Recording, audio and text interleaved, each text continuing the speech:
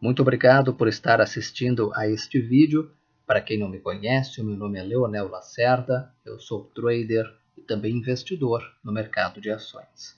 Hoje, 26 de março, sábado, eu costumo gravar esse vídeo aos domingos, mas por causa do feriadão de Páscoa, estou gravando neste sábado e vou fazer aqui alguns estudos, primeiramente do índice Bovespa e depois de alguns papéis. Peço por favor que não entendam esses estudos como call. Eu não recomendo compra, nem recomendo venda. Ok, pessoal? É apenas um estudo, uma opinião. Com relação ao índice Bovespa, pessoal, vamos olhar aqui. Vejam que na última sexta-feira, o índice Bovespa deixou um candle, também chamado de Dragonfly ou Libélula, tá bem?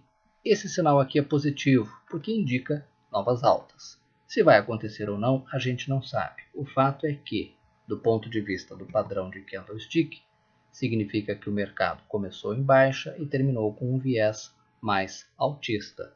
É um sinal positivo. Na minha opinião, o índice Bovespa tem que romper este topo aqui, tá? Tem que romper a região aqui de 51 mil pontos, 52 mil pontos, se nós quisermos pensar em altas consistentes, tá certo? Agora, o índice Bovespa também não pode perder essa região aqui, esse fundo. Isso aqui para mim é um suporte, tá bem? Essa região aqui de 46.500 pontos, ela não pode ser perdida, porque se isso ocorrer, há uma forte chance de nós pararmos onde? De nós pararmos aqui, na média móvel, 72 períodos, essa linha verde, lá na região entre 43 e 42 mil pontos. Eu queria que vocês olhassem esse gráfico aqui. Esse aqui é o gráfico de Bovespa de 60 minutos. O tempo gráfico anterior ao gráfico diário. Observem que desde que começou o rally do impeachment, o mercado está respeitando uma linha de tendência de alta. Do começo de março para cá, quando o Ibovespa bateu na linha de tendência, voltou a subir. Agora, bateu na linha de tendência. Será que vai voltar a subir? Bom, aguardemos os próximos capítulos. A questão é, será que agora vai? Na minha opinião, para que isso ocorra, tem que romper aqui a região de 51 mil pontos, 51.500 pontos e com volume, tá certo? É importante para quem acompanha notícia, para quem gosta de notícia, não tenho nada contra quem usa análise técnica e também olha notícia, que fique de olho se o PMDB vai desembarcar do governo nesta terça-feira. Se sair do governo, será que todo o partido vai sair? Como o mercado vai reagir a isso? Bem, na segunda-feira é um ótimo dia para a gente ficar de olho no comportamento do mercado. O ideal é que o Ibovespa fosse subindo aos pouquinhos, devagarinho, tá? Deixando aqui alguns candles que permitisse a gente entrar. Agora, se o Ibovespa subir aqui, deixar um forte candle de alta, aí não nos ajuda, né, gente? Aí fica muito difícil, principalmente para quem gosta de swing trading, como eu. Aquelas operações que duram alguns dias, algumas semanas. Se subir fortemente, né, aí fica complicado a gente pegar esse movimento. Mas é o mercado, a gente tem que se adequar a ele com as nossas estratégias. Com relação a Vale 5, aqui nós temos o gráfico diário de Vale 5. Quem me acompanha sabe que em 10,35, nesse ponto aqui, eu fiz uma compra há alguns dias. O meu stop ficou aqui nessa região, 9,66, ou seja, um risco de 5% de ser estopado. Eu não admito, raramente admito riscos maiores que 5% para swing trading. E o meu alvo é aquela região lá em cima, R$13, aquele topo lá em cima. Se eu fosse vender esses lotes, é óbvio que eu não comprei muitos lotes, porque essa é uma operação de altíssimo risco. Se eu fosse vendê-los, eu ganharia 9,13%. O que eu vou fazer na segunda-feira?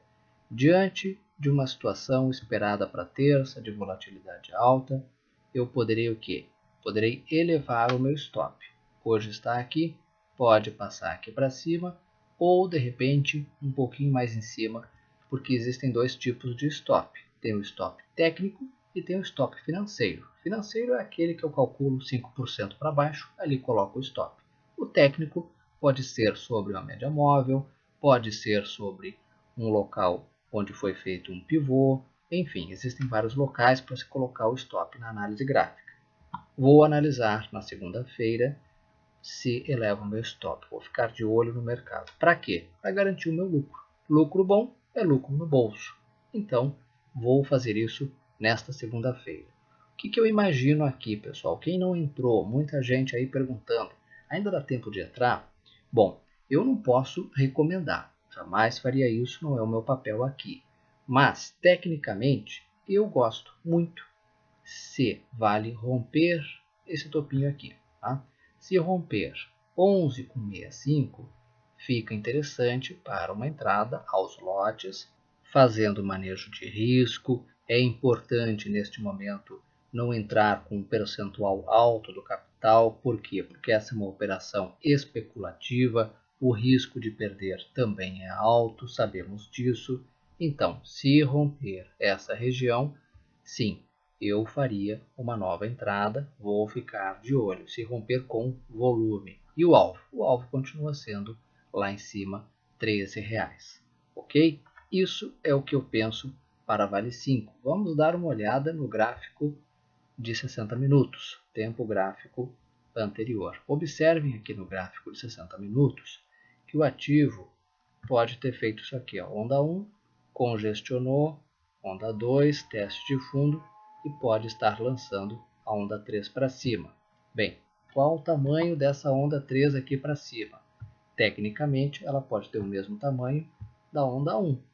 Se aqui ela teve esse tamanho, a onda 3 pode bater lá nos 12,50. Tecnicamente falando, é isso. Uma palavrinha sobre manejo de risco, antes de eu olhar aqui o gráfico de Petri 4. O manejo de risco, pessoal, ele é um pouquinho mais complexo do que eu vou dizer aqui. Mas em síntese, tem que ter stop. Onde que eu vou colocar meu stop? Antes de entrar na operação, você tem que saber isso. Tem que saber também qual é o alvo. Se tudo der certo, ganhei um dinheirinho, onde que eu vou sair?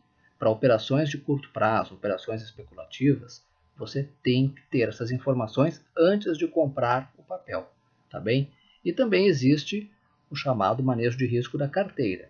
Se eu tenho uma carteira com 5 ativos, aquele ativo, aquele papel mais arriscado, mais perigoso, mais volátil, eu vou colocar menos dinheiro ou vou entrar aos lotes, ok? Agora sobre Petri 4. Vejam que esse papel está me dizendo, olha, me compra se eu romper 8,25, 8,30. Ou seja, se ele romper esse topo aqui, tá bem? Fez um recuo, né? Essa semana que passou, o papel fez um recuo até a média móvel, 21 períodos. É bom, ok? Mas, na minha opinião, compras só e somente só se romper 8,25, 8,30 naquela região. Itaúsa, observem que no gráfico de 60 minutos, o papel fez um recuo e, nas últimas horas do pregão da quinta-feira, começou a subir. Vamos dar uma olhada aqui no gráfico diário. Tá? Fez um recuo até a média móvel 21 períodos. Interessante. Continuo mantendo a minha opinião. O papel tem que romper esse topo aqui para a gente pensar em compras. Ou seja, ali na região de 8,75, 8,80. Tá ok? Essa é a minha opinião para ITSA 4. É a mesma opinião para YouTube 4. Vejam aqui, corrigiu até a média móvel, importante essa correção, para o papel ganhar um pouco de fôlego. Agora, se ele voltar a subir, fica interessante uma compra se romper essa região aqui de 33,55, 33,60. O interessante é que ele continuasse de lado mais um pouco, né? Vamos observar. BBAS3, Banco do Brasil. Vamos ver o gráfico diário de Banco do Brasil. Olha o quanto corrigiu esse papel, né? Lá do topo até a média móvel. todo preço tende a convergir à sua média de preços. Tá bem? O tanto que ele está afastado da média, vejam aqui, ó. Esse afastamento aqui da média é aquela parte que o mercado exagerou, entendeu? Então agora ele volta para sua média, sim. Aqui é um ponto para a gente voltar a pensar em compras nos próximos dias.